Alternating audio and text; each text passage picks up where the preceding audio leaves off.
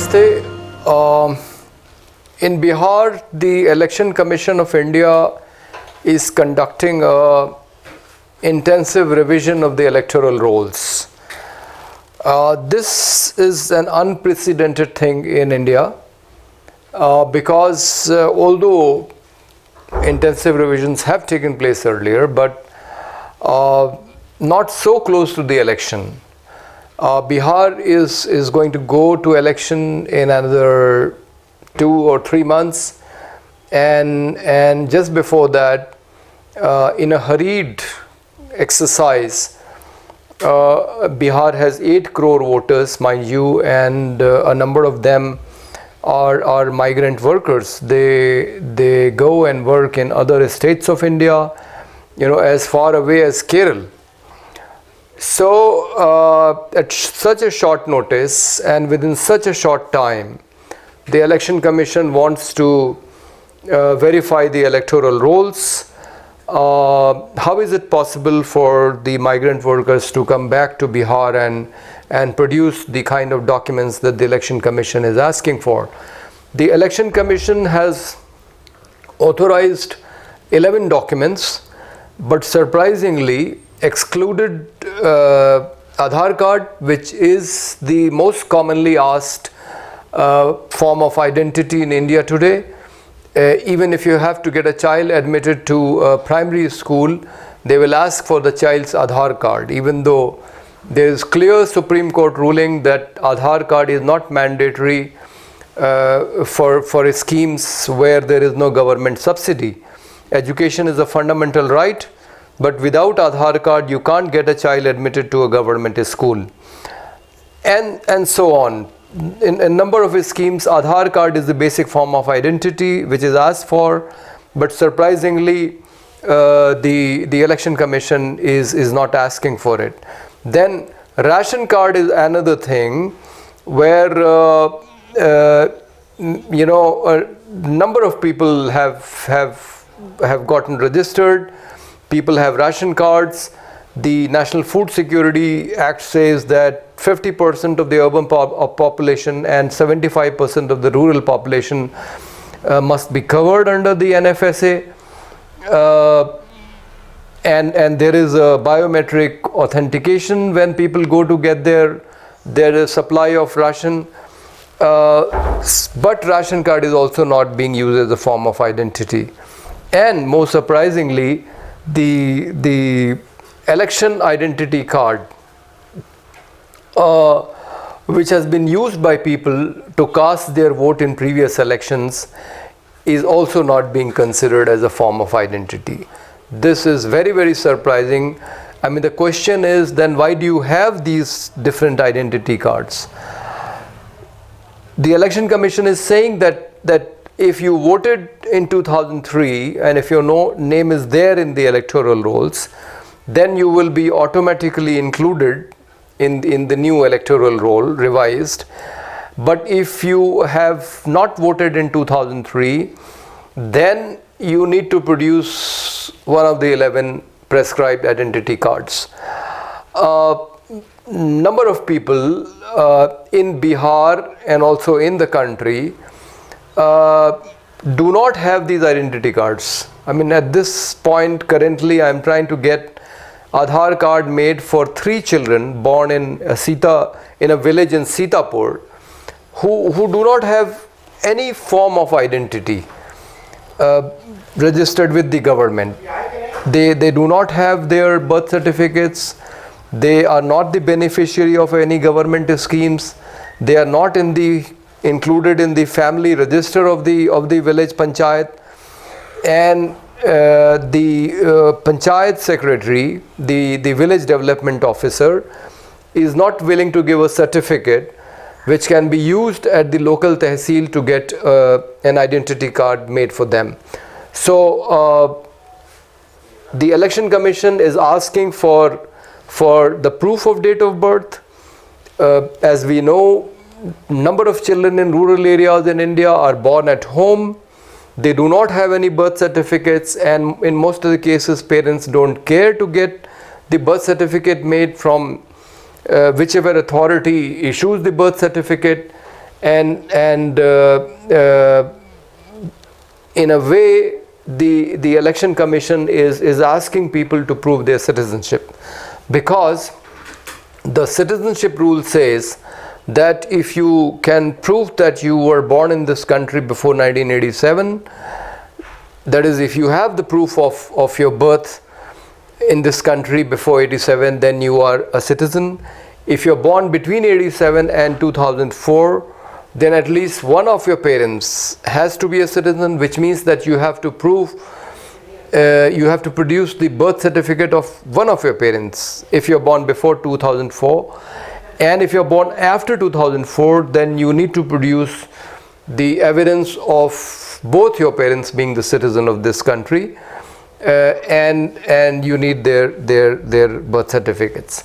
So even if a person has taken care to keep his or her birth certificate, normally we don't keep the birth certificates of our parents.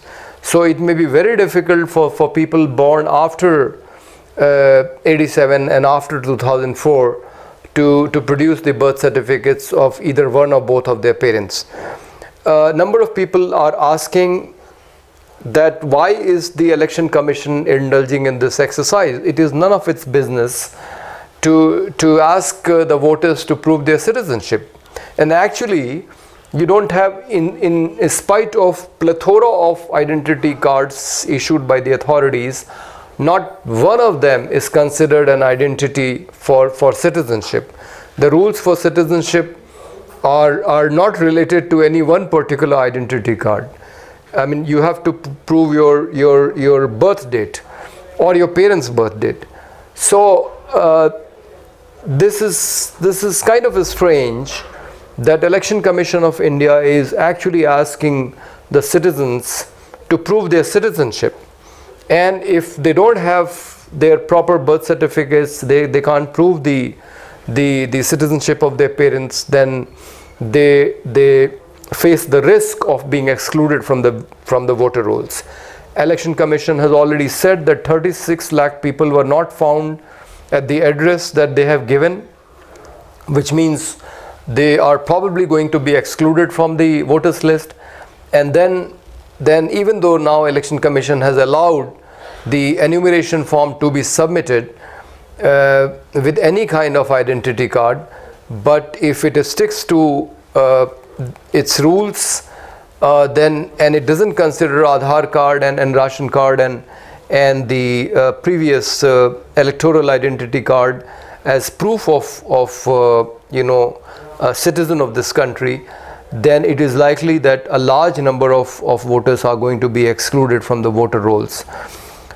Given that certain manipulation has happened in the Haryana elections and in the Maharashtra elections, where Rahul Gandhi has written an article in Indian Express and other newspapers as to how additional names were added in the voters list, and apparently the number of voters in Maharashtra became more than the number of adult citizens, and there was clearly and there was a significant increase in the number of people who voted, which was last reported at 5 p.m. by all the election booths, and the final figure larger than any of the previous elections. So it appears as if there was some extra voting in the Maharashtra election, because of which the Bharatiya Janata Party was able to win the election, which it was not expected to. It was not expected to win the Haryana election, but there also it won the election. And now it seems to be engaged in an exercise where, through the Election Commission, it is trying to manipulate the Bihar electoral rolls so that the people who are not its voters can be excluded from the electoral rolls, making it easier for them to win the elections. There is a lot of opposition to what is happening. Virtually every opposition party is opposing the exercise of Election Commission of India.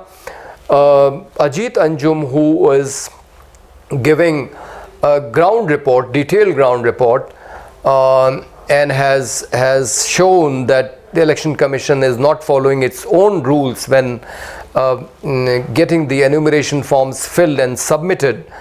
There is an FIR registered against him, and there has been a protest by CPI-ML in Patna against this high-handedness of Election Commission, and the Socialist Party of India also opposes the exercise of Election Commission of India.